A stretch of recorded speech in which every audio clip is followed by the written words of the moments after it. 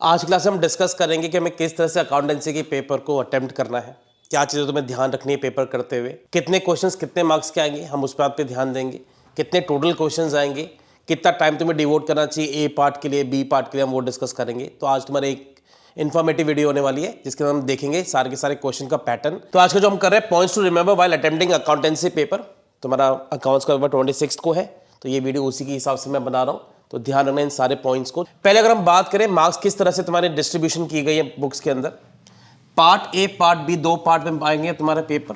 Part A में तुम्हारी book 1 और बुक 2 होगी जिसमें तुम्हारी पूरी पार्टनरशिप और कंपनी अकाउंट्स है। पार्टनरशिप तुम्हारी 36 मार्क्स की आएगी। बुक 2 जो कंपनी है शेयर्स और डिबेंचर्स वो तुम्हारा 24 मार्क्स का आएगा, टोटल 80 मार्क्स का है। बुक 3 जो एनालिसिस वाली तुम्हारी बुक है वो तुम्हारी 20 मार्क्स की है। तुम्हारा टोटल पेपर 80 मार्क्स का होगा, 20 मार्क्स का तुम्हारा ऑलरेडी स्कूल में वाइवा और तुम्हारी फाइल ऑलरेडी बन चुकी है। तो ये तुम्हारा 80 मार्क्स का बोर्ड्स का पेपर होने वाला है, 36 प्लस 24 प्लस 20। इसमें से अगर हम टोटल क्वेश्चंस की बात करें तो टोटल तुम्हारे 34 क्वेश्चंस आएंगे। इन 34 क्वेश्चंस के अंदर 1 मार्क्स वाले तुम्हारे 20 आएंगे जो बेसिकली तुम्हारे एमसीक्यू बेसिस पर होंगे, जिसमें पार्ट ए के 16 क्वेश्चंस होंगे और पार्ट बी के तुम्हारे 4 क्वेश्चंस होंगे। 3 मार्क्स के जो तुम्हारे क्वेश्चन है वो 6 होंगे तुम्हारे टोटल मिला करके, 4 ए पार्ट के आएंगे और 2 आएंगे तुम्हारे बी पार्ट के। 4 मार्क्स के जो क्वेश्चन है जो ज्यादा बड़े नहीं होंगे तुम्हारे, वो 3 ही क्वेश्चन आएंगे सिर्फ, 2 फर्स्ट बुक के और 1 सेकंड बुक का। इसमें ज्यादातर वो अकाउंटिंग रेशियो का इस तरह से आता है क्वेश्चन। 6 मार्क्स के अंदर तुम्हारे 5 क्वेश्चन है, 4 आएंगे पार्ट ए के, 1 आएगा पार्ट बी का, जो कि नॉर्मली तुम्हारा कैश फ्लो का होगा पार्ट बी में से। तो इस तरह से टोटल तुम्हारे 34 क्वेश्चंस आएंगे जिसमें 26 ए पार्ट के होने वाले हैं और 8 क्वेश्चंस तुम्हारे बी पार्ट के होंगे। तो तुम्हारे क्वेश्चंस की वेटेज है कि कितने क्वेश्चंस कितने कितने मार्क्स के आने वाले हैं तुम्हारे पास। इसके अलावा तुम्हारे अगर मैं एक्सपेक्टेड कहूं कि कौन सी बुक से क्या क्वेश्चन आने के चांसेस हैं, तो बुक 1 पूरी पार्टनरशिप जो है उसमें फंडामेंटल्स मान के चलो 10 मार्क्स तक का अप्रोक्सीमेटली आता है, 8 to 10 मार्क्स का ये आएगा ही आएगा फंडामेंटल्स अकेला चैप्टर तुम्हारा।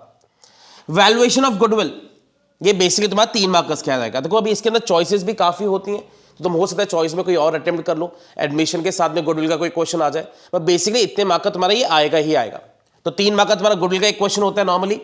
चेंज इन पीएसआर का 4 मार्क्स का क्वेश्चन तो आता ही है। इसके अलावा कभी कभी 6 मार्क्स में चॉइस में भी आ सकता है एडमिशन रिटायरमेंट के साथ में।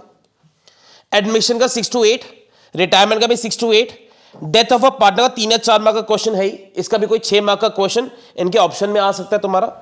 और डिसोल्यूशन ऑफ पार्टनरशिप फर्म का भी मान के चलो 4 to 6 मार्क का आएगा ही आएगा तुम्हारा, जिसमें तुम्हारा बहुत ज्यादा इंपॉर्टेंट है एंट्री वाले क्वेश्चन, खाली बेसिक जर्नल एंट्रीज के डिसोल्यूशन में हम क्या क्या एंट्रीज बनाते हैं, तो ये भी इसके अंदर आ सकता है। तो ये पार्टनरशिप का एक्सपेक्टेड क्वेश्चन है कि कौन से फर्स्ट बुक के आएंगे तुम्हारे। कंपनी की बात करें, बुक 2 की बात करें, तो इश्यू ऑफ शेयर्स 16 से 18 मार्क का चैप्टर है तुम्हारा ये। तो ये सबसे ज्यादा बड़ा और क्रूशियल चैप्टर तुम्हारा 16 से 18 मार्क्स का। डिबेंचर्स 6 to 8 मार्क्स तक का तुम्हारा आएगा। टोटल बुक जो तुम्हारी बुक 2 है वो 24 मार्क्स की है। तो अभी तो सिर्फ ये बता रहा हूं हर चैप्टर की वेटेज क्या है, आगे हम और भी बात करेंगे इसके बारे में। बुक 3 की अगर बात करें, बुक 3 में चैप्टर 1 जो है वो 1 to 3 मार्क्स का आएगा, जो थियरी का चैप्टर है तुम्हारा सिर्फ, जिसमें तुम्हें सिर्फ बैलेंस शीट के बारे में है कि बैलेंस शीट की हेड्स और सब हेड्स क्या है उसके बारे में। चैप्टर 2 जो तुम्हारा है वो 1 to 3 मार्क का आएगा ये भी, जिसमें तुम्हें सिर्फ एनालिसिस थियरी के बारे में, पूरी बुक के बारे में, क्या टूल्स हैं, कौन से टाइप के एनालिसिस है, सिर्फ थियरी का चैप्टर है ये तुम्हारा। चैप्टर 3 जो मैंने यहाँ पे लिखा हुआ है ये तुम्हारा कंपैरेटिव और कॉमन साइज वाला चैप्टर है। ये तुम्हारा मान के चलो 1 to 4 मार्क का ये आएगा ही आएगा। ज्यादातर इसका 4 मार्क का क्वेश्चन या 3 मार्क का एक क्वेश्चन आता है।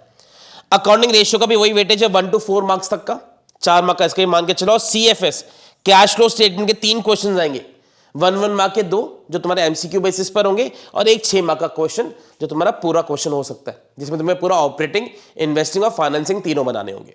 तो ये तुम्हें हर बुक के हिसाब से, हर चैप्टर के हिसाब से किसकी क्या वेटेज है हम वो डिस्कस कर रहे थे। अब आते हैं आगे तुम्हारे जो मेन पॉइंट्स के ऊपर। अब 6 मार्क से क्वेश्चन की प्रैक्टिस के लिए पार्टनरशिप में से तुम्हारे 2 क्वेश्चन पक्का आएंगे। एडमिशन रिटायरमेंट चॉइस आ गया, डिसोल्यूशन डेथ की चॉइस आ गई, तो 2 तुम्हारे पार्टनरशिप में से आएंगे।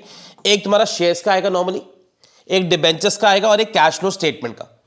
तो जो 5 क्वेश्चंस आने वाले हैं वो नॉर्मली ये आएंगे तुम्हारे 6 मार्क्स के। 4 मार्क्स में शेयर्स का, अकाउंटिंग रेशियो का और पार्टनरशिप का। 4 मार्क में ये तुम्हारे 3 क्वेश्चंस पक्का आएंगे इसके। तो इसके एक एक जो क्वेश्चन है वो 4 मार्कर्स में ज़्यादातर शेयर्स का, देखो शेयर्स की बैलेंस शीट वाला आ सकता है, शेयर्स में काफ़ी कुछ है। रेशियो के अंदर तुम्हारा अकाउंटिंग रेशियो में 2 पार्ट्स आ जाएंगे, ए और बी वाले, वो 4 मार्कर्स के आ जाएंगे तुम्हारे। पार्टनरशिप में भी 4 मार्क में डेथ का कोई क्वेश्चन आ सकता है।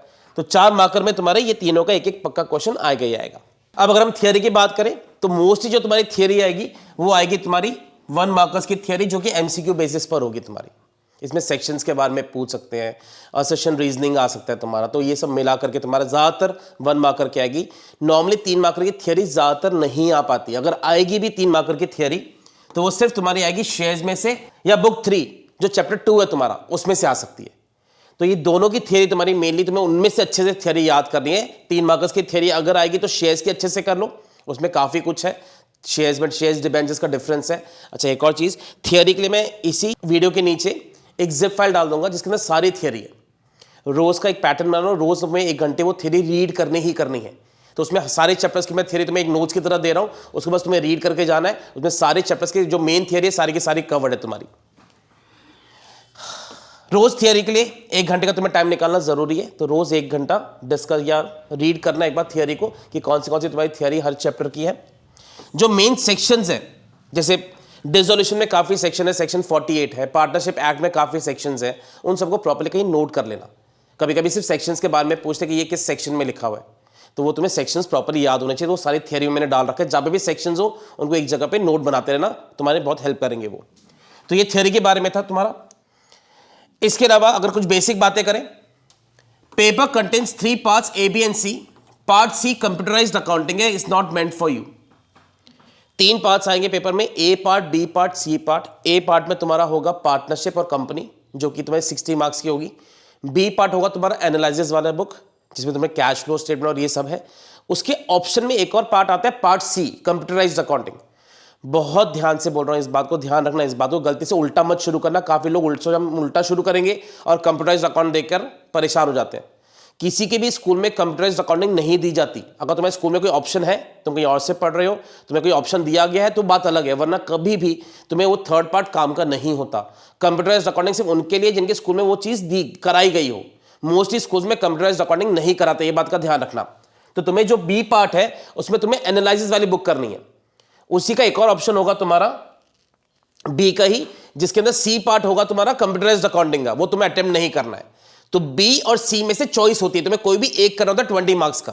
तो तुमने सिर्फ बी पार्ट ही कर रखा है, सी पार्ट को देखना भी नहीं, वो तुम्हारे काम की चीज नहीं होगी कंप्यूटराइज्ड अकाउंटिंग। ये बाद में काफी स्टूडेंट्स बहुत टाइम वेस्ट करते हैं देखने में ये सब क्या आ गया पेपर के अंदर, तो ध्यान रखना वो तुम्हारे काम की चीज नहीं है कंप्यूटराइज्ड अकाउंटिंग।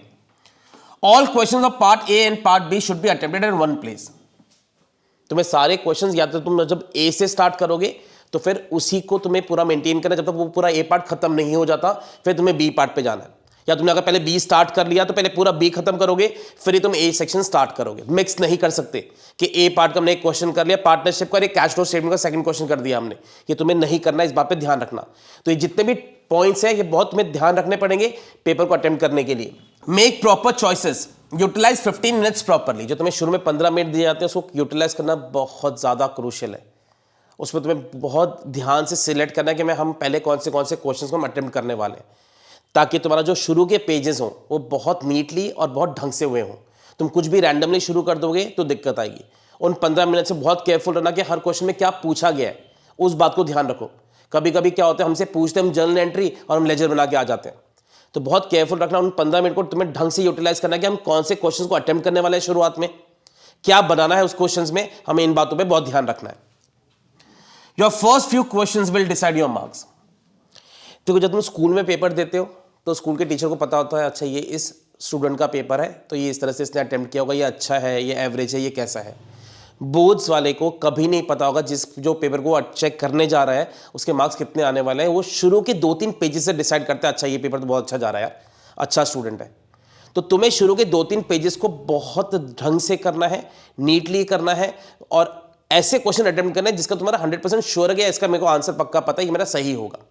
एक बार तुम्हारे 2-3 पेजेस अच्छे चेक हो गए, तुम्हारे पूरे मार्क्स आ रहे हैं, तो जो चेकर होगा या जो तुम्हारा एग्जामिनर होगा उससे पता चल जाएगा कि स्टूडेंट अच्छा है, वो उसके हिसाब से फिर आगे मार्क्स देना शुरू हो जाएगा। तुमने शुरू में गलत कर रखा है तो क्या होता है, एग्जामिनर के दिमाग में रहता है ये बच्चा ऐसे ही है, एवरेज वाला है, तो वो काटना शुरू हो जाता है। फिर तुम कितना भी आगे अच्छा करो, कहीं ना कहीं वो लीनियंसी शो करना शुरू हो जाएगा, तुम्हारा प्रॉपरली पेपर वो ढंग से नहीं चेक करेगा फिर।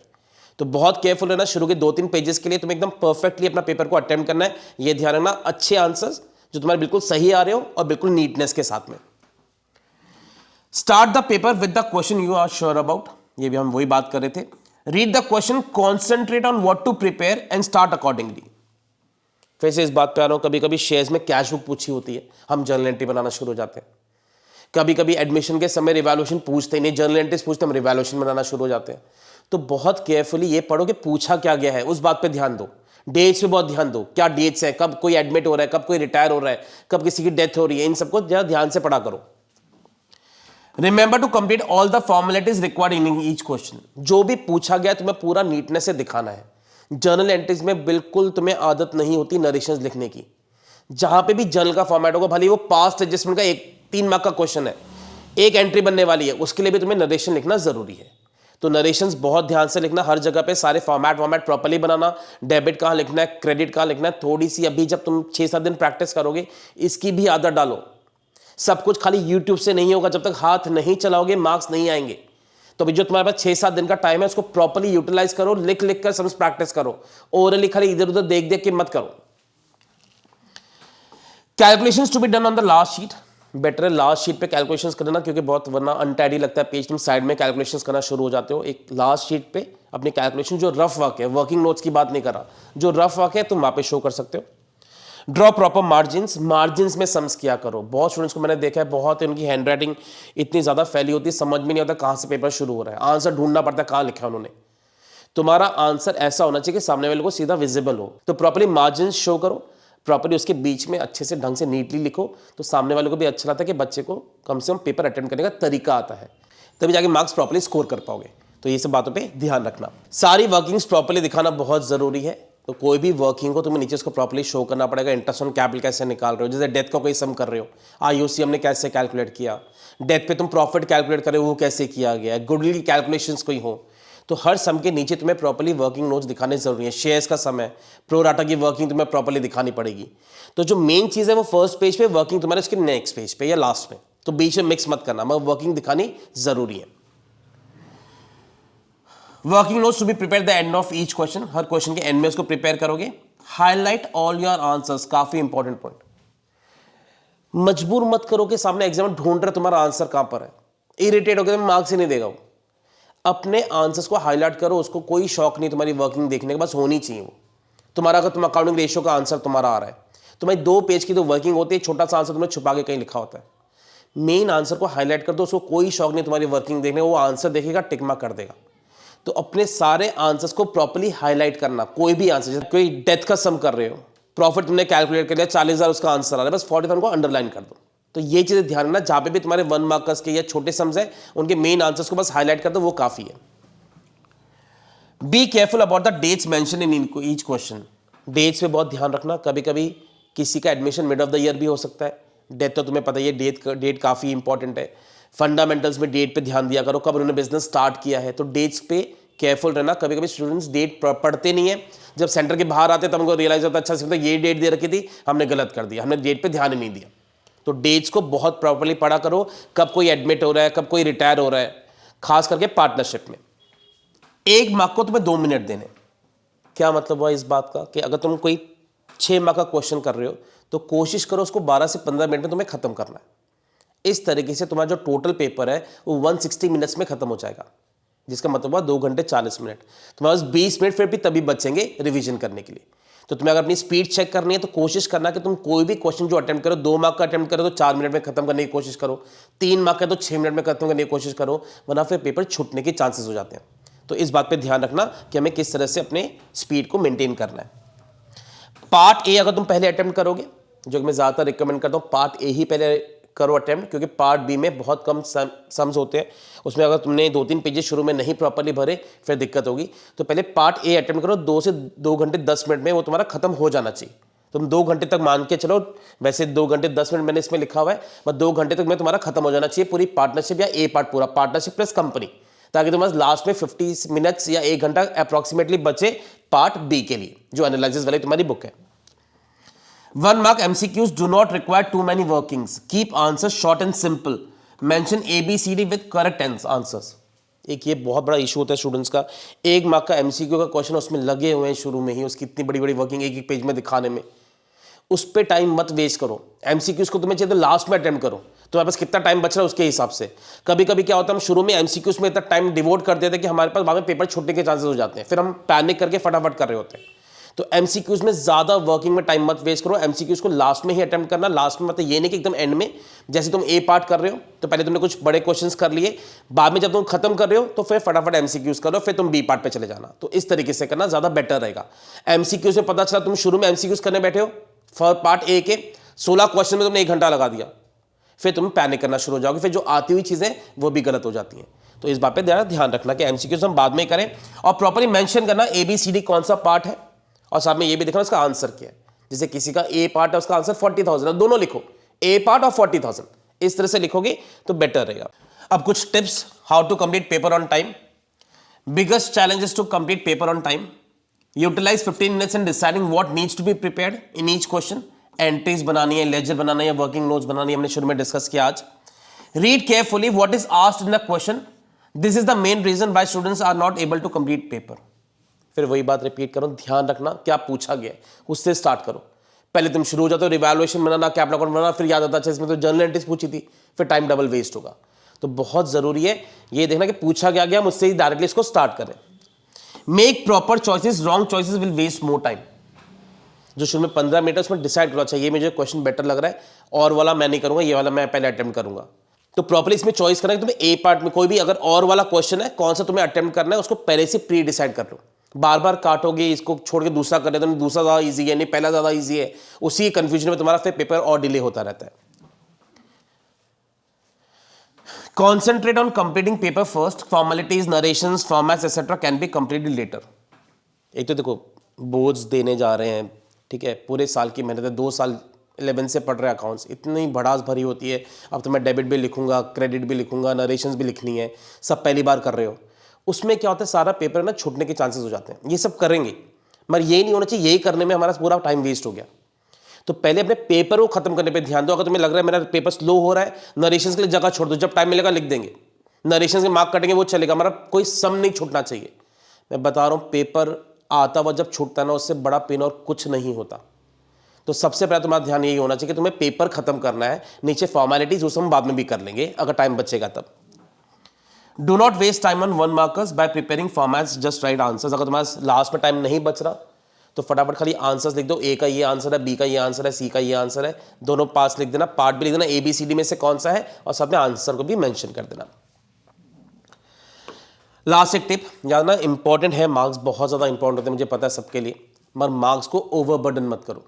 कभी कभी स्टूडेंट्स क्या करते हैं, बहुत ज़्यादा प्रेशर लेते हैं, मार्क्स नहीं आएंगे तो मेरा क्या होगा। याद ना, तुम्हारा जो मेन है तुम्हारे कंसेप्ट्स है, तुम्हें कंसेप्ट पे ध्यान देना ताकि तुम CUT के लिए क्रैक कर पाओ।